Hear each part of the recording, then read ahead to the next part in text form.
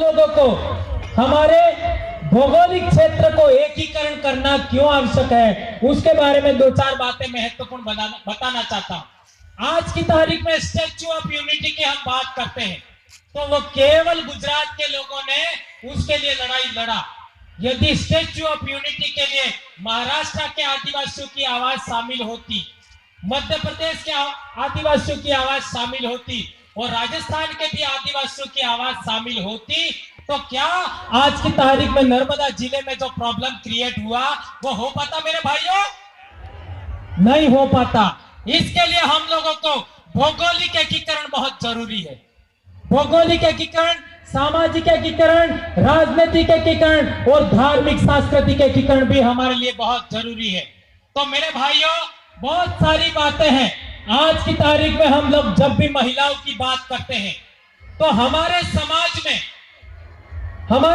में आपने देखा होगा कि महिलाओं को जितनी आजादी है, महिला जितनी फ्रीडम आपका महसूस करती है, उतना किसी भी अन्य समाज में नहीं है।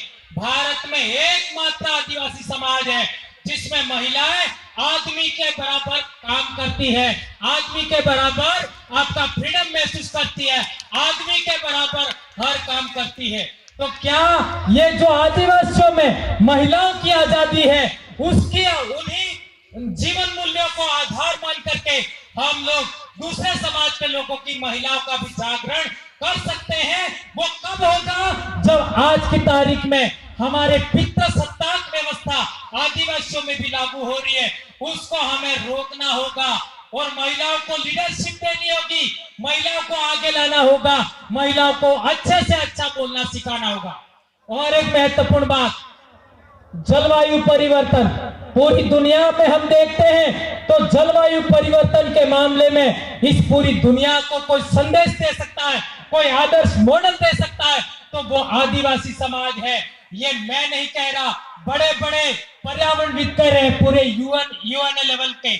आपका जो 2015 में पेरिस समिट हुआ था, उसमें भी बात चली थी कि यदि भारत के आदिवासियों की जीवन शैली पूरी मानव जाति, मानव प्रजाति एक्सेप्ट कर ले तो पूरी दुनिया में जलवायु परिवर्तन की समस्या का निराकरण भी हो सकता है। यह आप सबके लिए बहुत गर्व की बात है मेरे भाइयों। और आज की तारीख में हमने देखा है कि आदिवासियों के अंदर पहले जमाने में जो अनाज, जो हम लोग साग भाजी खाते थे, वो साग भाजी आज की तारीख में हम उत्पादन नहीं कर रहे हैं। आदिवासी एकता परिषद के माध्यम से हमने पिछले सालों में देखा कई प्रकार की डिशेज।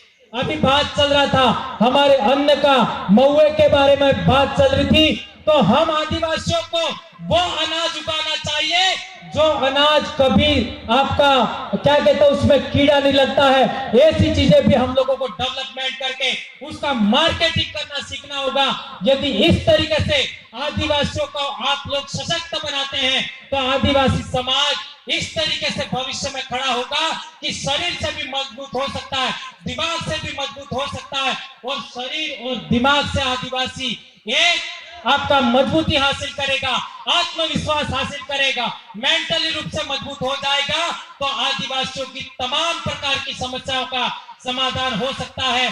आप लोगों ने देखा होगा कि पिछले दिनों हमारे डूंगरपुर जिले की बात करें तो आदिवासियों का एक बहुत बड़ा जन जागरण चला।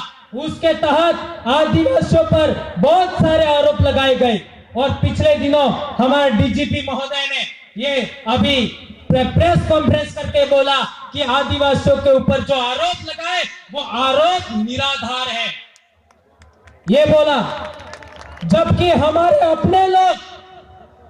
अपने लोग आरोप लगाते थे, तो मैं उन तमाम मेरे भाइयों जो हमारे से वैचारिक रूप से इत्तेफाक नहीं रखते हैं, हमारे से किसी संगठन की दृष्टि से इत्तेफाक नहीं रखते हैं, उन भाइयों से भी निवेदन करना चाहूंगा कि आदिवासी समाज को बचाना है तो ये अंतिम पीढ़ी है, ये अंतिम अवसर है। आज की तारीख में मैं एक बहुत महत्वपूर्ण बात कहना चाहता हूं कि यदि आदिवासियों की पूजा पद्धति भूल गए, ये लाइन याद रखना, यदि आदिवासी अपनी पूजा पद्धति भूल गए तो आपके ऊपर वर्ण व्यवस्था व्यवस्था लागू हो जाएगी। यदि आदिवासी आपका लड़ना झगड़ना अर्थात पूर्वजों के जमाने का हथियार संचालन का मतलब ये नहीं कह रहा हूं मैं कि हमें युद्ध लड़ना है, हमें लड़ाई लड़ना है, लेकिन हम लड़ने की क्षमता खो बैठे तो हमारे ऊपर वर्ण व्यवस्था लागू हो जाएगी।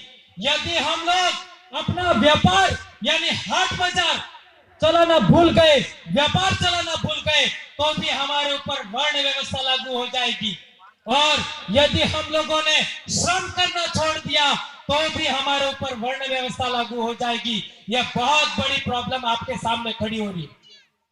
और एक बात मैंने मध्य प्रदेश में देखता हूं कि मध्य प्रदेश के भाई टंट्या भील को तो बहुत बड़े पैमाने पर मानते, टंट्या भील को बड़ा महापुरुष मानते हैं, पूजा करते हैं, नमन करते हैं, मूर्तियां स्थापित करते हैं, लेकिन जब भील की बात आती है तो उसको नीचा समझते हैं। सही बोला गलत बोला है? जब भील की बात आती है तो नीचा समझते हैं। कई लोग मेरे को कहते हैं कि भील को तीसरे नंबर पे माना जाता है। मैं ये नहीं कह रहा कि भील को पहले नंबर लीजिए। यहां एक टेक्निकल प्रॉब्लम है कि आदिवासी समाज में ऊंच नीच नहीं होती है। यदि आदिवासी समाज में ऊंच नीच हो गई तो आप आदिवासी नहीं रहोगे। ये किसको पता है? इसलिए मेरे भाइयों, ये आदिवासी ऊपर, ये आदिवासी नीचे, ये आदिवासी नीचे, यदि आप ये करते हो तो आज की तारीख में भूल जाना। क्या आप ये मेरी बात से इत्तेफाक रखते हैं? हाथ ऊंचा करके बताइए। आज के बाद मध्य प्रदेश में ऐसा नहीं होना चाहिए कि आदिवासी ऊंचा लिया आदिवासी नीचा। ये बात बहुत ध्यान रखना।